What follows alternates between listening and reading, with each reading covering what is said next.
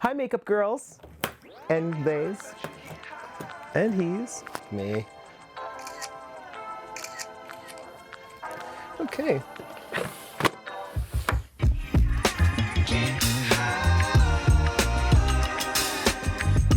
What made you want to do this video about makeup?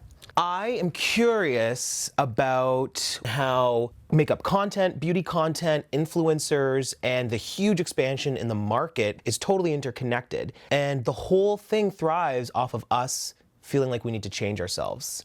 So I really am wondering, is it healthy and what does it say about us? As humans, our fascination with beauty and makeup isn't exactly new. Good morning, everyone. I hope I'm going to be able to help you all with any problems you might have by showing you exactly how I go about my daily skincare myself.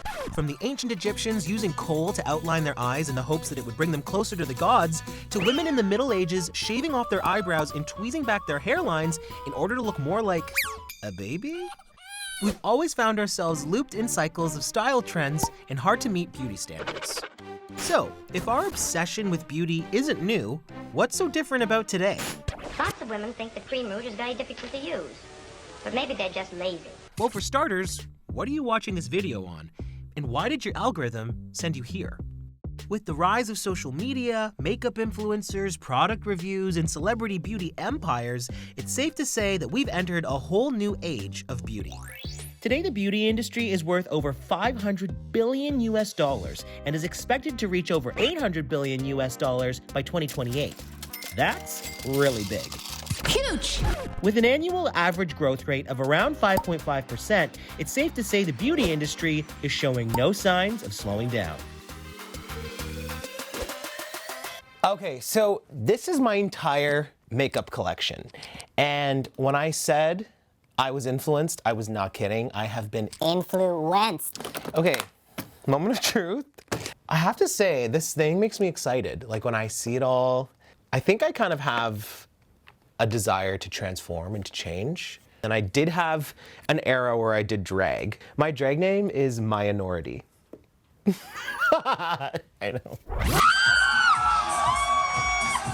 This is sort of like the lip chunk, and this is like the eye kind of complexion chunk. Very loose categories. My mom got me this for Christmas. It looks like a little Christmas ornament, but it's actually a lip gloss. Ally! Mom, shout out to you. Oh yeah, and also just like miscellaneous glitter, just in case. Like you never know. That is a serve.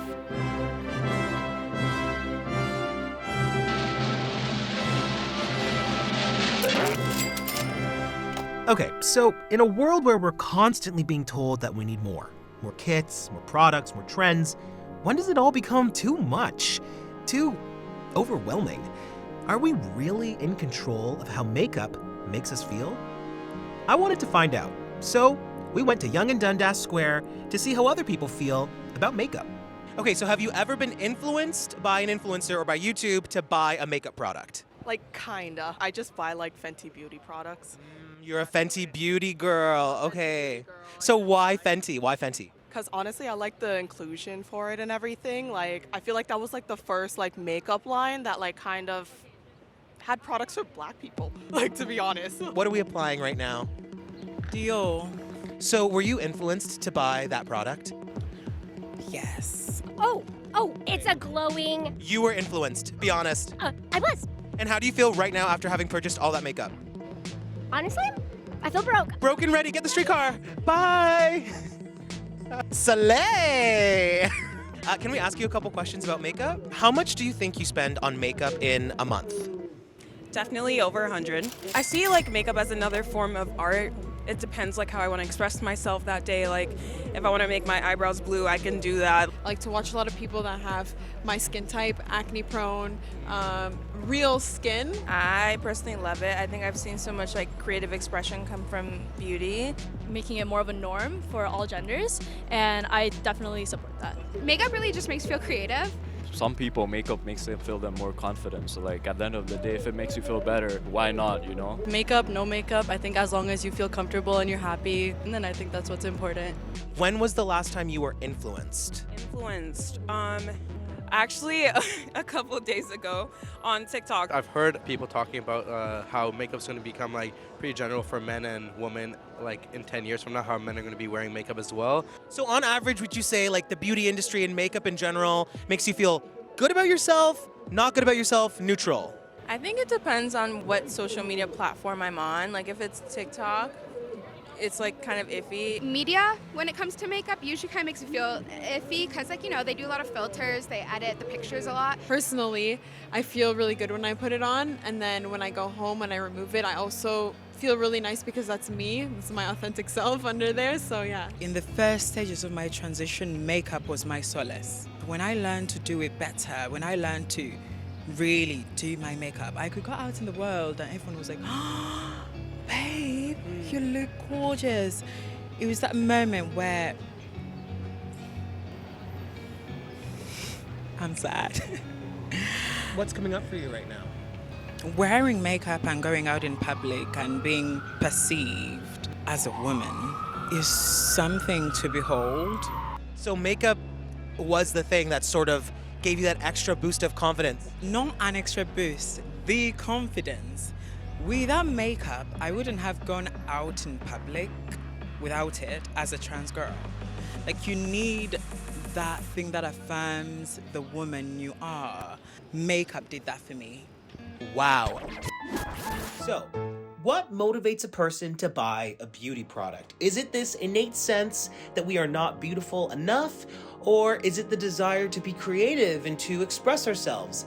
I think the answer lies somewhere in between.